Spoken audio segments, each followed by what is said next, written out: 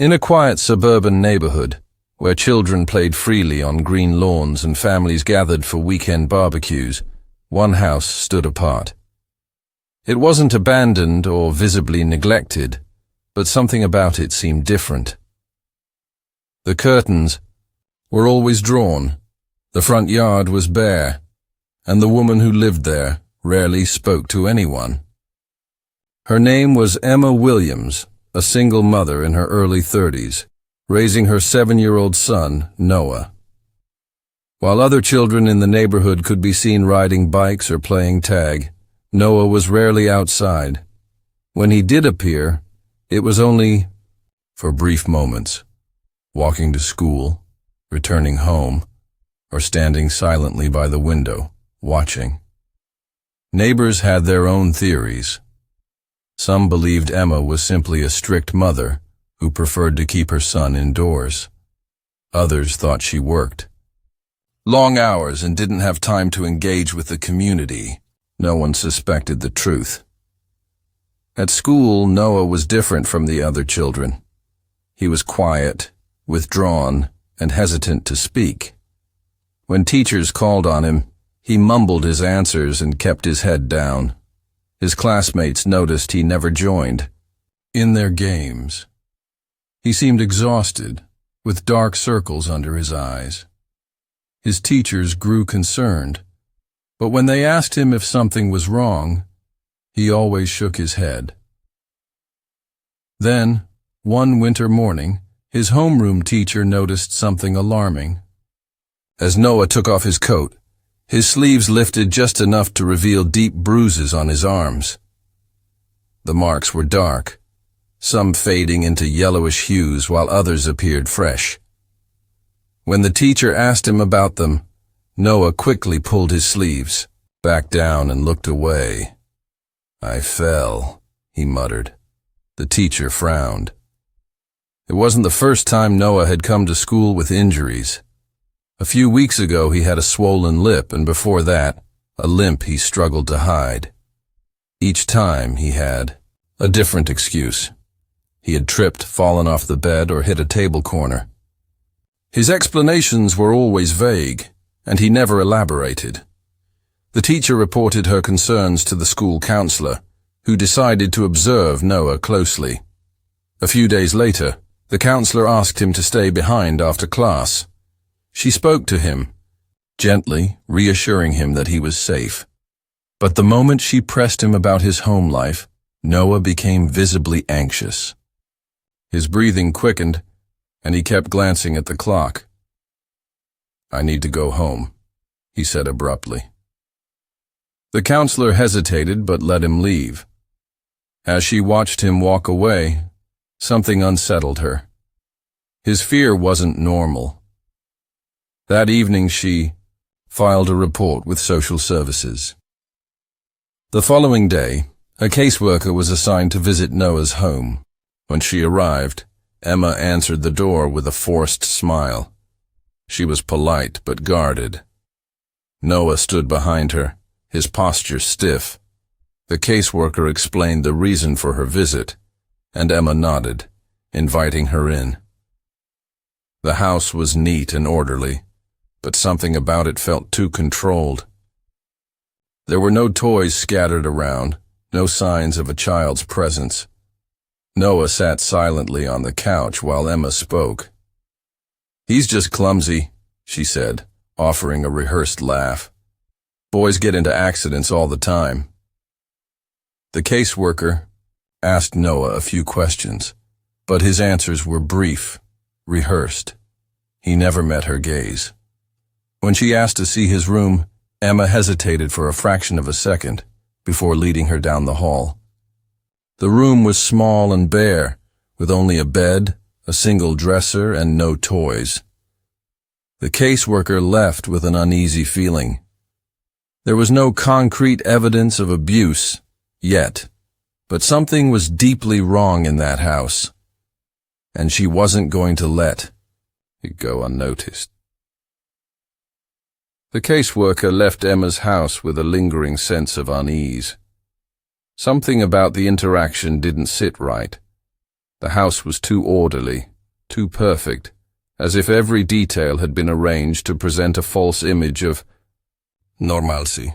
Noah's silence, his averted gaze, and the stiffness in his posture told a different story.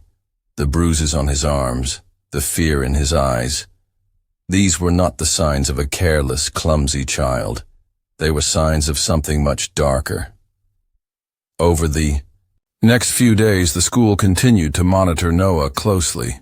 He became even more withdrawn, flinching whenever someone moved too quickly near him. During recess, he sat alone, staring at the ground while the other children played. His teacher tried to gently encourage him to join, but he refused every time. The school nurse, too, noted concerning details. His weight was below average. His skin unusually pale. He seemed malnourished, exhausted, and constantly on edge. Then, a week after the caseworker's visit, Noah arrived at school with a swollen lip and a fresh bruise forming beneath his eye. The school principal made the decision to contact social services again, this time demanding immediate action. The caseworker, now armed with multiple reports, returned to Emma's house unannounced. When Emma opened the door, she looked surprised but quickly masked it with a friendly smile. "Oh, I wasn't expecting anyone today," she said, stepping aside to let the caseworker in. Noah was nowhere in sight. The caseworker asked to see him, and Emma hesitated before calling his name. Moments later, Noah appeared from the hallway, his movements slow and careful. His lower lip was still swollen, the bruise on his cheek darkening. The caseworker crouched to his level, speaking in a soft voice. "Noah, do you feel safe at home?" His eyes flickered toward his mother for the briefest second before he shook his head. "Yes," he whispered. The caseworker's instincts screamed that he was lying. She turned back to Emma. "Can I have a look around?" Emma's smile faltered. "I don't see why that's necessary. You've already been here." The caseworker remained firm. "I need to ensure Noah is living in a safe environment." Emma hesitated, then forced another smile. "Of course, go ahead." The house was just as immaculate as before, with no obvious signs of neglect. But as the caseworker moved toward the back of the house, she noticed something strange. A door, leading to the basement, secured with a heavy lock. Her stomach twisted. "What's down there?" Emma's expression turned cold. "Storage," the caseworker pressed. "May I see?" Emma hesitated for just a second too long. Then, with a sigh, she retrieved a key from the kitchen drawer and unlocked the door. The caseworker stepped inside and flicked on the light. The sight made her blood run cold. A thin mattress lay on the concrete floor. A single blanket, stained and tattered, was crumpled in the corner. Rusted chains were bolted to the walls, their ends lying ominously on the ground. Empty food wrappers and a dirty plastic cup sat near the mattress, the only indication that someone had been living there. The caseworker turned back to Emma, her face pale with horror. This wasn't storage. It was a prison. The caseworker's breath caught in her throat as she took in the horrific scene before her. The dim light flickered overhead, casting eerie shadows across the cold concrete floor. The basement smelled of dampness and something worse, something stale, like sweat and fear. She took slow, cautious steps forward, her eyes scanning the small, windowless space. The mattress was thin and covered in old stains, barely enough to cushion a child's frail body. The blanket was ragged, its edges frayed from use. Then her gaze settled on the most disturbing detail of all. The rusted chains bolted to the wall, their ends fitted with metal cuffs large enough to restrain a small child. She turned back to Emma, who stood stiffly at the top of the basement stairs, gripping the doorframe. Her expression had changed. The false warmth, the forced smile, it was all gone. In its place was something else, something cold and detached. The caseworker's hands shook as she reached for her phone. "I have to report this," she said, her voice barely above a whisper. Emma's jaw tightened, but she said nothing. Instead, she turned on her heel and walked away, leaving the caseworker alone in the basement with the horrifying truth. Moments later, the caseworker was on the phone with the authorities. Within an hour, police officers arrived, their voices echoing through the house as they took Emma into custody. Meanwhile, Noah was taken to the hospital for a full medical evaluation. The doctors were horrified by what they found. His body was covered in bruises, burns, and deep scars, evidence of prolonged abuse. X-rays revealed fractures in various stages of healing, some old and untreated. He was severely underweight, his body weak from years of malnutrition. His stomach was shrunken, his ribs visible beneath his pale skin. When asked when he had last eaten a full meal, he didn't answer. He just stared at the floor, his small hands clenched into fists. As the investigation unfolded, the truth about Noah's life inside that house became clearer. Emma had kept him locked in the basement for long stretches of time, allowing him upstairs only when necessary. He was often chained to the wall, forced to sleep on the hard floor with only the thin mattress for comfort. When he disobeyed, the punishments were severe. Beatings, starvation, burns from cigarettes. Each mark on his body told a story of unimaginable cruelty. The more the investigators uncovered, the more horrifying the case became. One detective, after reviewing the medical reports, admitted that, in his years of service, he had never seen such extensive abuse. The level of brutality inflicted on Noah was unlike anything the department had encountered before. But then, just as authorities thought they had uncovered the full extent of the horror, a new piece of evidence emerged, one that would take the case in an even darker direction. A name surfaced in Emma's records, one that had been long forgotten. Noah wasn't her only child. As investigators dug deeper into Emma's past, they uncovered a chilling revelation. Noah was not her first child. A birth certificate confirmed that she had another son years earlier, a boy named Ethan. But there was no school record, no medical history beyond infancy, and most disturbingly, no clear record of his death. When authorities questioned Emma, she remained silent, her expression vacant, as if she had already resigned herself to the inevitable. Determined to uncover the truth, detectives sifted through old case files, looking for any sign of Ethan. What they found sent shivers down their spines. 5 years earlier, a child matching Ethan's age had been reported dead in an accidental drowning. The case had been closed quickly, ruled as a tragic mishap.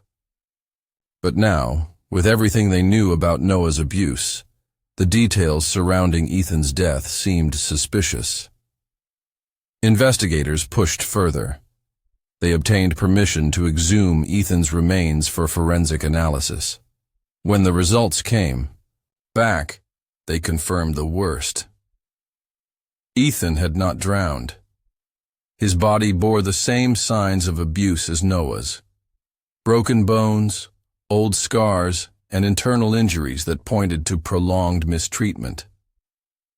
The autopsy revealed that at the time of his death, he had suffered a severe head trauma, consistent with blunt force. The case against Emma grew stronger. She had not only tortured Noah, she had done the same to Ethan, and when his small body could no longer endure the abuse, she had covered it up, fabricating a story of an accidental drowning. With no one to question her, she had escaped justice. Until now. Detectives pieced together a timeline. It became evident that after Ethan's death, Emma had grown even more paranoid, isolating herself and Noah to ensure no one could intervene. She had learned from her past mistakes, keeping tighter control over Noah, ensuring that he never spoke out. But the scars on his body, the bruises his teachers had noticed, these had finally brought her reign of terror to an end. As evidence mounted, prosecutors prepared their case. Emma would face charges not only for Noah's abuse, but also for Ethan's murder. The sheer brutality of the crimes stunned the legal system. Child abuse cases were always heartbreaking, but this level of sustained, intentional cruelty was almost incomprehensible. Meanwhile, Noah was placed in protective custody, but the trauma he had endured would not be easily erased. He barely spoke, his eyes empty, as if years of suffering had drained him of the ability to feel safe. Doctors and psychologists worked with him, but progress was slow. He flinched at sudden movements, recoiled from touch, and struggled to sleep, without waking in panic. Emma, however, showed no remorse. She refused to answer questions, sitting in her cell with the same eerie detachment she had displayed since her arrest. But as the trial date approached, the reality of what she had done would soon become inescapable. The world was about to hear the full extent of her crimes, and no amount of silence could shield her from justice. The courtroom was silent as Emma Williams was led inside, her wrists shackled, her face devoid of emotion. Reporters filled the gallery, their cameras flashing as they documented one of the most disturbing child abuse cases the state had ever seen. The prosecution wasted no time in presenting the horrific evidence. Photos of Noah's bruises, X-rays of his broken bones, and forensic reports detailing years of starvation and physical torment were displayed for the jury. But the most damning piece of evidence came when the case of Ethan was brought into the spotlight. The medical examiner took the stand and confirmed what the forensic investigation had revealed. Ethan had suffered a brutal and painful death, his small body bearing the same scars and untreated fractures as Noah's. The supposed drowning had been nothing more than a calculated lie. Emma had not just abused her children, she had tortured them. And when one had died under her hand, she had covered it up and continued the cycle of cruelty with her second son. Noah did not appear in court. He was still under protective care, too fragile to face his abuser. But his testimony was presented through medical reports, school records, and witness statements. His silence spoke louder than words. He had endured years of unimaginable pain, and the justice system now had the chance to make sure he never suffered again. The defense attempted to argue that Emma was mentally ill, that she had suffered from psychological issues that impaired her ability to be a mother. But the prosecution countered with the calculated nature of her crimes. This was not a case of temporary insanity or a mother who had lost control in a moment of rage. This was systematic, deliberate, and methodical abuse spanning years. She had locked Noah in the basement, deprived him of food, and subjected him to physical torment, all while ensuring that the outside world remained oblivious. And when Ethan had died, she had manipulated the system to escape accountability. The jury deliberated for only a few hours before reaching a verdict. Emma Williams was found guilty of child abuse, first-degree murder, and multiple counts of endangering the welfare of a child. When the judge delivered the sentence, life without the possibility of parole, there was no reaction from Emma. She simply stared ahead, her face an empty mask. Noah, now free from his nightmare, had a long road ahead. He was placed with a foster family, specialists working tirelessly to help him heal. But trauma like his didn't vanish overnight. He still flinched at shadows, struggled with nightmares, and barely spoke. The scars on his body would fade with time, but the ones inside him ran far deeper. The case left a lasting impact on the community. Teachers, caseworkers, and law enforcement all vowed to be more vigilant, to never overlook the warning signs again. Noah had suffered for years in silence, but his survival became a testament to resilience. The justice system had finally worked in his favor, ensuring that the monster who had tormented him would never hurt another child again.